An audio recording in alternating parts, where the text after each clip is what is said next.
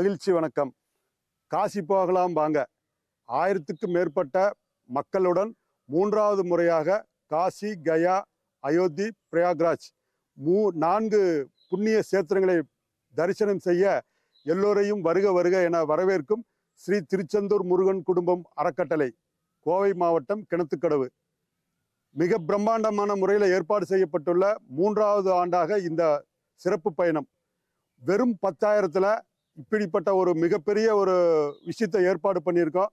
சாப்பாடு, ரயில் பயணம், தங்குமிடம் எல்லாம் ஏற்பாடு செய்யப்பட்டிருக்கு. வாங்க எல்லோரும் காசிக்கு போகலாம். மகிழ்ச்சி வணக்கம். ஸ்ரீ திருச்செந்தூர் முருகன் குடும்ப உறவுகள் அனைவருக்கும் காலை வணக்கம். என்னுடைய பேர் வெற்றிவேல்.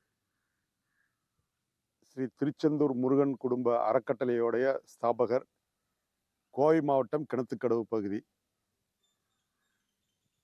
என்னுடைய சொந்த ஊர் திருச்செங்கோடு, நாமக்கல் மாவட்டம். இன்னைக்கு கோயம்புத்தூர் வந்து நாங்கள் ஒரு 35 வருஷத்துக்கு மேலே ஆச்சு. ஒரு சின்ன அறிமுகம். எங்களுக்கு ஒரு ஹோட்டல் தொழில் இருக்குது. அது போக எங்கள் பேசிக்லி வந்து பார்த்திங்கன்னா நாங்கள் எலக்ட்ரிக்கல் கான்ட்ராக்டரு. அது போக சில விஷயங்கள் வருமானத்துக்காக சில விஷயங்கள் படிச்சிருக்கிறோம். அதை பணத்துக்காக இல்லாமல் பொது சேவையாக செஞ்சிட்ருக்கோம். இன்றைக்கி எல்லாம் ஒரு காலகட்டத்தில் எங்களை எல்லாம் மாற்றம் செய்து மிகப்பெரிய ஒரு விஷயத்தை எங்களை வந்து உருவாக்கி இந்த பாதையில் அனுப்பிச்சி வச்ச அந்த ஸ்ரீ திருச்செந்தூர் முருகன் திருவடி வணங்கி சொல்லிக்கிறோம். எங்களுடைய வாழ்க்கையில் மிகப்பெரிய மாற்றத்தை உண்டாக்கிய இடம் திருச்செந்தூர். 20 வருடங்களுக்கு முன்னாடி நடந்த சம்பவம். அந்த அடிப்படையில் ஆன்மீகத்தை அதிகமாக எடுத்து நாங்கள் வாழ்க்கையில் ரொம்ப அப்டேட் பண்ணி நாங்கள் நிறைய விஷயங்களை செய்துட்ருக்கோம், செஞ்சிட்ருக்குறோம். எந்த விதமான எதிர்பார்ப்பும் இல்லாமல் இந்த விஷயத்தை நாங்கள் வந்து மனசார மனமை வந்து செஞ்சிட்ருக்கோம். அப்படிப்பட்ட ஒரு பாதையில் நாங்கள் போயிட்டு இருக்கும்போது மகிழ்ச்சி அப்படிங்கிற ஒரு விஷயத்தை நாங்கள் வந்து ஒரு யதார்த்தமாக எடுத்து, மகிழ்ச்சி அப்படின்னா சந்தோஷமாக சிரிச்சிட்டு உட்கார்ந்துட்டு இருக்க பேசக்கூடிய விஷயம் அல்ல. நாம் இல்லாமல் நம்மை சார்ந்து இருக்கிறவங்களுக்கு அவங்க மனதளவில் ஒரு மகிழ்ச்சி உண்டாக்கணும் ஒரு விஷயத்த அடிப்படையில் நாங்கள் செஞ்சிட்ருக்கோம். நிறைய ஒரு பேருதவியாக இருக்கோம். அதையெல்லாம் நாங்கள் வெளிக்காட்டிக்க மாட்டோம். எந்த ஒரு இடத்துலையும் காலர் தூக்கிக்க மாட்டோம், விளம்பரம் தேட மாட்டோம். அப்படிப்பட்ட ஒரு விஷயத்த நாங்கள் செஞ்சிட்ருக்கோம். என்னுடைய வார்த்தையை ஆரம்பிக்கும் போதே பார்த்திங்கன்னா ஃபோன் காலில் இருந்து ஒரு நண்பர்கிட்ட பேசுகிறதா இருந்தாலும் மகிழ்ச்சி வணக்கம் அப்படின்னு தான் ஆரம்பிப்பேன். அந்த மகிழ்ச்சி அப்படிங்கிற வார்த்தையினுடைய அர்த்தம் நீங்கள் கூகுளில் போங்க, நிறையா அனுபவத்தில் தெரிஞ்சு பாருங்கள். அந்த வார்த்தையினுடைய அர்த்தம் என்ன அப்படிங்கிறது. என்னுடைய தாரக மந்திரம் மகிழ்ச்சி. அப்படிப்பட்ட வாழ்க்கையில் நகர்ந்துட்டு இருக்கும்போது எங்களுடைய வாழ்க்கை வந்து பயணப்பட்ட நிறைய மாற்றங்கள் உண்டாயிருக்கு. நாங்கள் 2000லேருந்து இன்றைய தேதிக்கு வரைக்கும் பார்த்திங்கன்னா ஒரு வருமானத்துக்காக நிறைய விஷயங்களுக்காக பயணப்பட்டோம். ஒரு இன்றைக்கு வரைக்கும் பார்த்திங்கன்னா ஒரு மிகப்பெரிய ஒரு வியாபாரத்தினுடைய ஒரு டிஸ்ட்ரிபியூட்டராக இருக்கோம். நாங்கள் அதில் வருமானம் பண்ணிட்டு தான் இருக்கோம். அதில் படித்த விஷயங்கள் எங்களுக்கு வந்து வாழ்க்கையில் மிகப்பெரிய விஷயத்தை கொடுத்துருக்கு.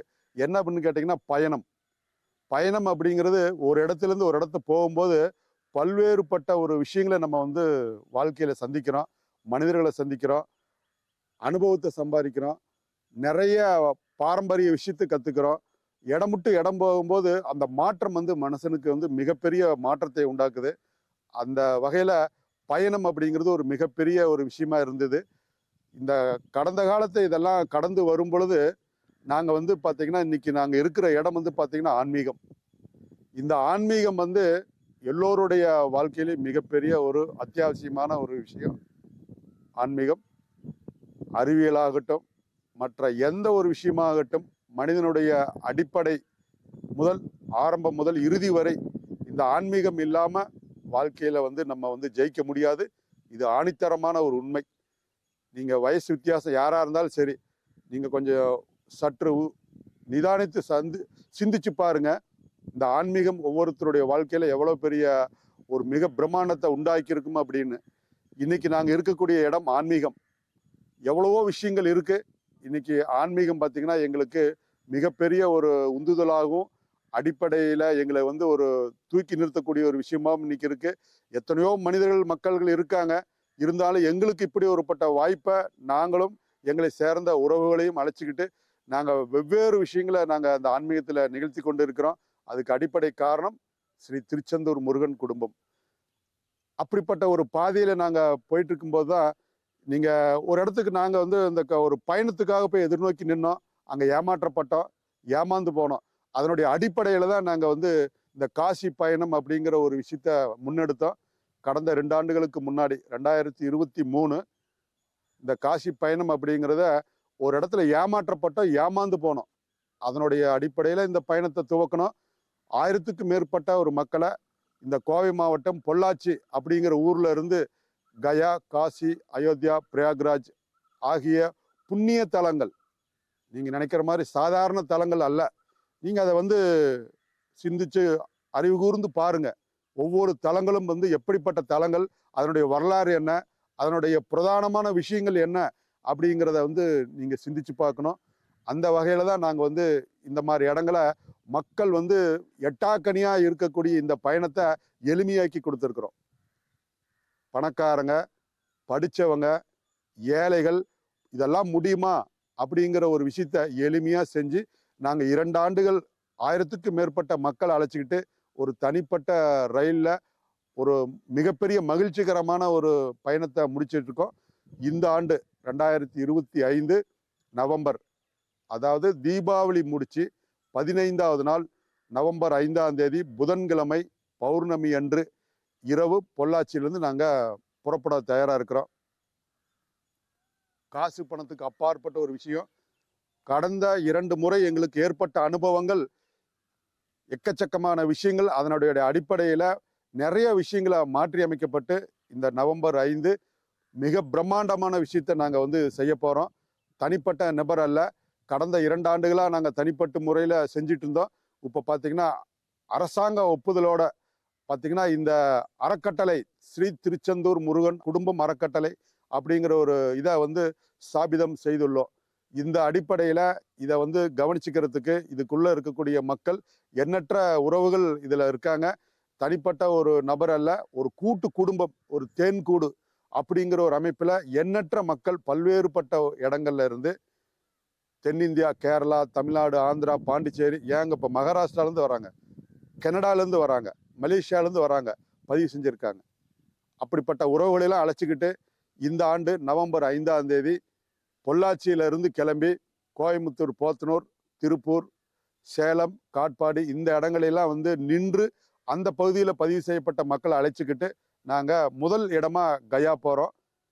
அன்று பகல் பொழுது முழுதும் வந்து கயா. ஏன் இந்த கயா அப்படின்னு கேட்டிங்கன்னா, நம்ம குடும்பத்தில் தவறி போன, இறந்து போன ஆன்மாக்களுக்கு திதி தர்ப்பணம், இந்த சிராப்டம் பண்ணக்கூடிய ஒரே இடம் நம்ம பாரத நாட்டில், பாரத தேசத்தில் அந்த கயா வந்து சிறப்புமிக்க முதல் இடம் அது.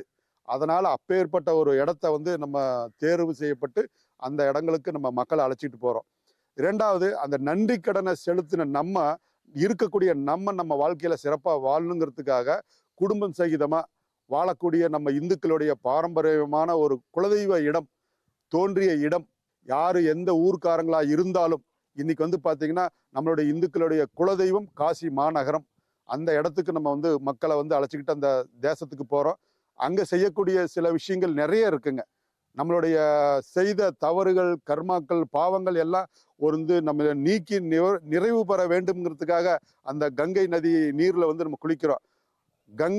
கங்கா தேவி வந்து நீர் பிரவாகமாக இருக்காங்க.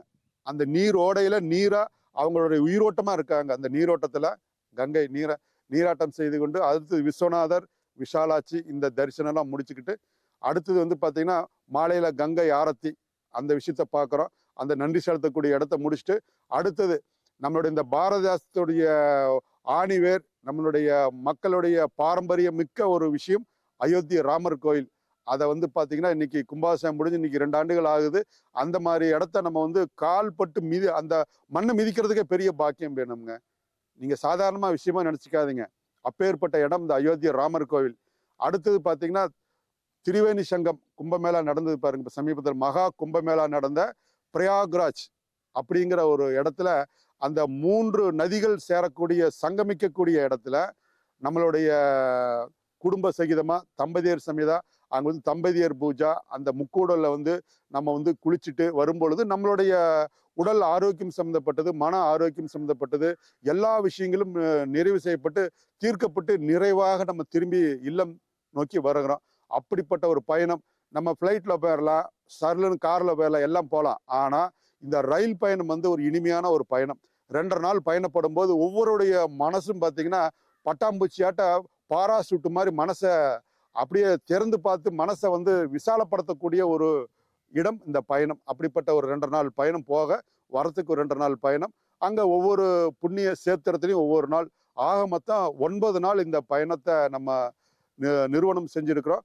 அடுத்து இந்த ரயில்ல ஏறும்போது ரயில்ல வந்து உங்களுக்கு வந்து ரயில் கட்டணம், அங்க தங்குற இடம் வந்து அதுக்குண்டான கட்டணம், அங்க மண்டபங்கள்ல நமக்கு வந்து சாப்பாடு. இங்க தமிழ்நாட்டு உணவு கோயம்புத்தூரை சேர்ந்த ஒரு பெரிய சமையல் கலைஞர் குரூப் வந்து கூட்டிட்டு போறோம். இந்த நீங்க கொடுக்கக்கூடிய இந்த பயண கட்டண தொகை வெறும் 10,000 ரூபாய். ஜூலை 31க்குள்ள ஒரு 5,000 ரூபாய் பணமும் கலர் ஆதார் ஜெராக்ஸ் 1 2 போட்டோ கொடுத்து பதிவு பண்ணிக்கங்க.